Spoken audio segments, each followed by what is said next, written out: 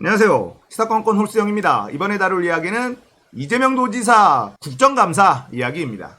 오전 국정감사가 끝났습니다. 한마디로 요약하자면 이재명 완승입니다. 국민의힘은 괜히 불러다가 선거운동만 잔뜩 시켜준 꼴이 돼버렸습니다. 제가 걱정되는 게 하나 있는데요. 2시부터 오후에 국정감사가 진행이 됩니다. 여기에서 국민의힘이 이거 보이콧할 가능성이 있다.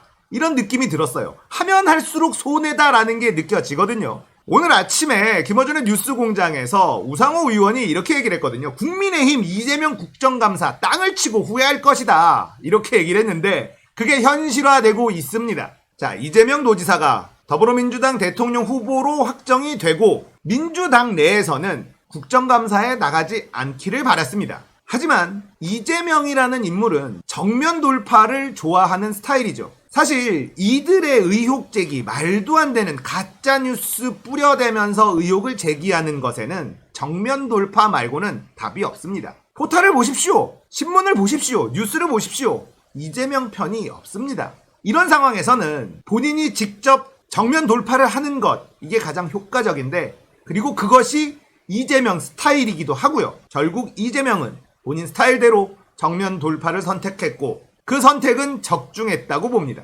지금 국정감사의 시청률이 무지하게 높다고 해요. 유튜브에서도 엄청나게 많은 사람들이 생방송으로 이재명 도지사의 국정감사를 시청하고 있습니다. 이렇게 많은 사람들이 지켜보는 가운데 자신의 이야기를 할 수 있다는 건 대통령 후보로서 엄청난 기회를 잡은 거나 마찬가지죠. 이재명을 잘 몰랐던 사람들도 이거 이재명이 잘한 것 같은데 라고 느낄 수밖에 없는 그런 시간이고, 온 국민의 관심을 이재명으로 끌어들이는데 성공을 한 겁니다. 이거 어려운 거거든요. 대통령 후보라면 이런 기회가 생기지 않아요. 경기도지사이기 때문에 이런 기회가 생긴 겁니다.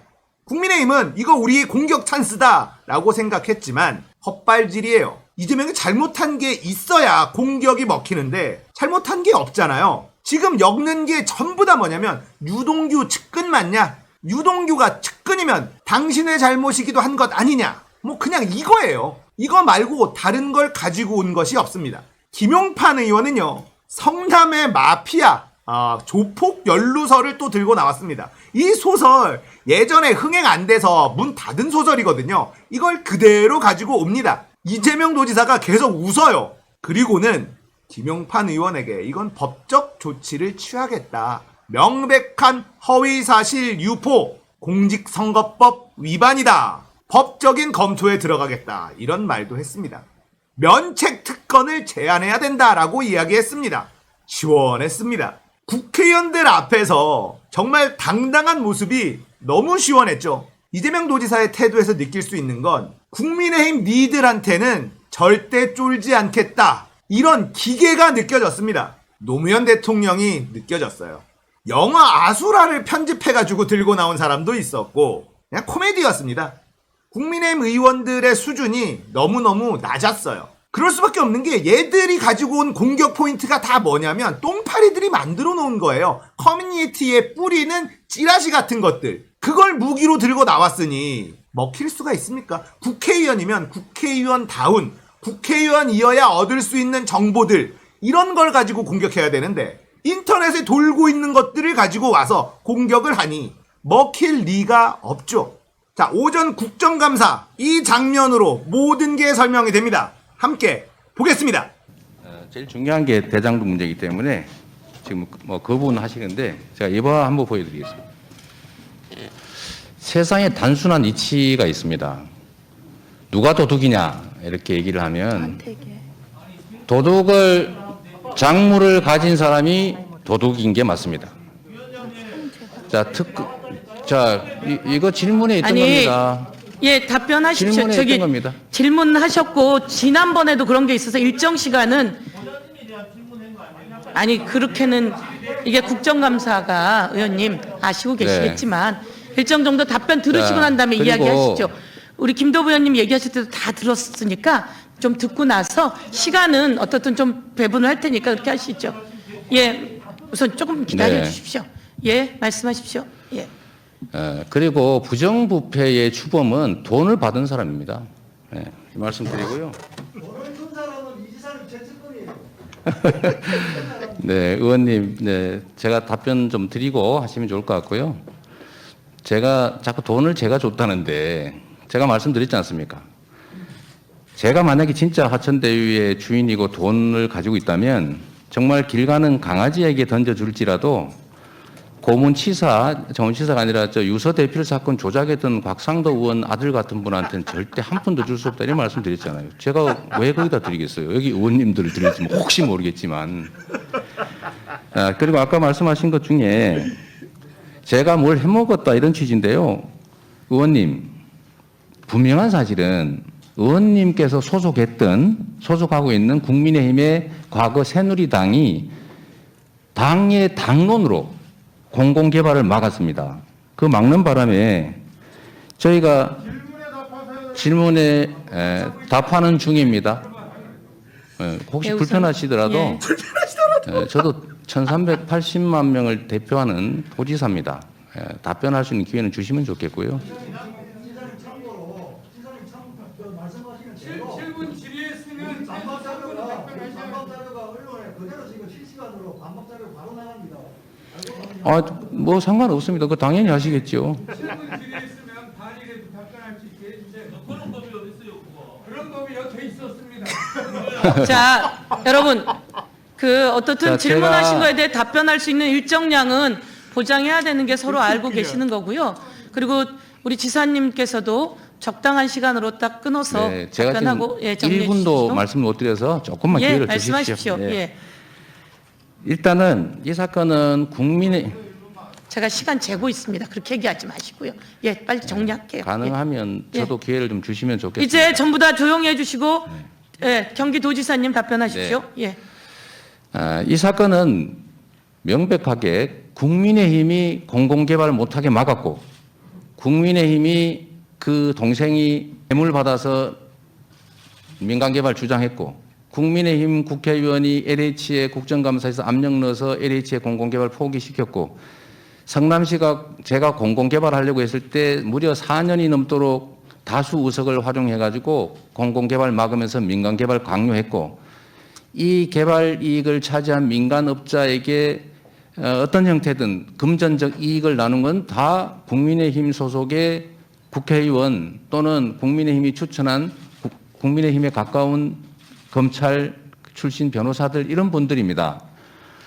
그리고 저는 말씀드렸다시피 아까 그 개발 이익 규모를 한번 보여드리면 좋겠는데 최대 1조 원에 이룰 수 있는 이 개발 이익을 100% 환수하려고 했고 그거를 못하게 막았기 때문에 그나마 절반 또는 70%라도 환수한 게 이 사건의 진실입니다.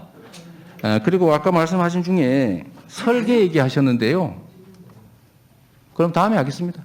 아니 그런데 아니 예. 이때가 이렇게 지금 말씀을- 네, 조금 더 하시고 네, 네. 지금 이제 한 2분 정도 했거든요. 그러니까 43분에 시작해서 46분 시작했는데 지금 아까 이제 주고받은 얘기 있어서 2분인데 예. 네. 그럼 정리하시겠습니까? 아니 그러면 하나만 좀 더 예, 그렇게 하고 하겠습니다. 정리해 네. 주십시오. 예. 아까 대선 자금 말씀하셨는데 제가 대선을 전에도 치러봤지만 저는 후원금 쓰고도 남아가지고 반납했습니다. 대선 자금이 왜 필요합니까? 선관위에서 지급되는 돈이 수백억이 있는데 그거는 국민의힘 입장에서는 할 수 있는 얘기고요. 변호사비 말씀은 제가 미리 이 자리에서 드리겠습니다. 제가 선서한 증인이기 때문에 사실대로 말 안 하면 위증죄에 해당될 거 아닙니까? 제가 그 말씀을 지금 아예 밝혀드리도록 하겠습니다. 궁금하실 테니까요. 짧게 해 주십시오. 예. 제가 수사 과정, 그다음에 1심, 2심, 3심 재판 3번, 헌법재판소, 헌법소원까지 이 5건의 재판을 했고요. 여기에 선임된 사람은 개인 사명 법무법인 6곳입니다. 무슨 30명 하시는데 다 아시잖아요. 무슨 어디 하우 선임하면 거기 몇 명 지정하시잖아요. 그건 한 명이죠. 제가 선임한 건 6명이었고요. 개인 4명의 법무법인 6명이었고요. 이 중에 한 개 법인이 사임을 했습니다. 이거 빼고, 그러니까 또 민변 전임 회장 3분이 지지 차원에서 변론에 참여하지 않고 서명해 주신 게 있어서 총 14명이고요. 네. 저는 변호사비를 농협하고 삼성증권 계좌로 다 송금했고 그 금액은 2억 5천만 원이 조금 넘습니다. 그리고 예, 대부분 다 정리해 사법연수원 동기거나 대학 친구, 법대 친구들 이런 분들이어서 효성과는 비교하지 않으시면 좋겠고요. 저는 2억 8천 몇백만 원 낸 것도 너무 저한테는 큰 부담입니다. 그런데 이런 데뭐 400억 변호사비 줬다는 얘기를 비교하시는 건 옳지 않은 것 같고요. 아까 네. 무슨 재판 거래 말씀하셨는데 예. 아니 이 말씀 마저 드릴게요. 이거 궁금하시지 않습니까? 자, 도지사님 이제 그 내용은 고요 맞아. 그 부분만 변호사비 얘기만 마저 하겠습니다. 좀 그럼 하실 것 이것만 같으세요? 정리하고 넘어가는 것으로 하겠습니다. 네. 그 변호사비를 대납했다고 하시고 무슨 저기 모 대법관하고 재판 거래를 했다는데 상식적으로 제가 2015년에 예측을 해가지고 내가 나중에 재판을 받게 될 것 같다, 유죄가 될 것 같다, 대법원 갈 것 같다고 해서 미리 준비했다는 얘기는 아니실 것 같고, 그 다음에 대법원이라고 하는 게 13분이 계신데 그 중에 한 명한테 뭘 한다고 해서 되지도 않을 일이고요. 나머지 무슨 변호사비를 뭐 얼마를 누구한테 대납을 시켰다 이런 얘기는 이거는 아무리 국정감사장이라고 하고 면책 특권이 있다고 해도 이건 지나치신 거 아닌가 그런 생각이 좀 들어서 조금 자제해 주시길 부탁드립니다. 예. 자, 김도읍의 질문에 대답을 하면서 오늘의 국정감사 이걸로 마무리가 된 겁니다. 이것만 알고 있으면 돼요. 자, 김도읍이 이번 국정감사에서도 막 질문을 하고 했는데 얘가 할 말이 없는 이유가 있습니다. 그게 뭐냐? 대장동 게이트 주장하는 국민의힘 과거 개발부담금 감면을 주도했다.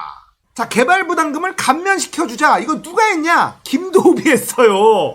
김도읍이 앞장서가지고 이 법안을 냈습니다. 그래 놓고 왜 개발 이익을 제대로 환수 못했느냐? 이러고 앉아있으니 이게 이빨이 먹히겠습니까? 이게 뻔뻔해도 정도가 있어야 되는데 얘네들은 그런 게 없거든요. 얘네들의 뻔뻔함은 상식을 뛰어넘습니다. 자기 자신이 직접 앞장서서 개발부담금 감면시켜주도록 법안을 내놓고 이제 와서 이재명에게 개발 이익을 왜 더 환수 못했느냐고 따지고 있는 모습이 얼마나 웃깁니까?